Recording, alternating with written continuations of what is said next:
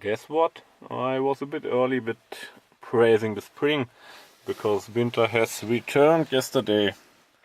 So it's all snowy. That's no real problem.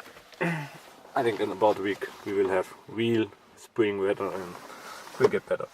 So what I want to talk about today is how to deal with setbacks and with the past, because mostly because I saw the video from Eric today and he had a bad day and really made me think about the stuff, and it's a topic I quite like to talk about because at some point I came to the conclusion that we cannot live in the past. Yeah? We have to overcome our past problems, because the thing is, when you're obese, you either had bad things in your past which made you obese, or because of your obesity you certainly have bad experience. I think everybody in a certain age, it's almost impossible to have gone through life without ever having anything bad in your past. So, and I think what we really need to realize is that we cannot change the past. So it is not really helpful if you regret your past life. Yeah?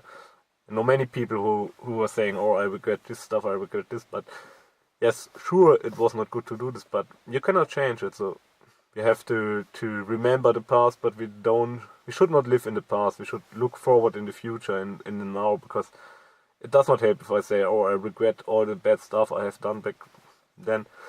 It does not really help you to live in regret and always live in the past. So it's really a thing to look forward, and it's, for example, if somebody did something bad for you, you really should forgive the people for the stuff which they did, because when you cannot forgive the people, the sting stays with you all your life. And so the person did a bad thing 20 years ago, but because you cannot forgive the person, you have to live with this bad stuff all your days, and this is just ruining your life quality. So it's really a good thing to let go of the past in a certain way.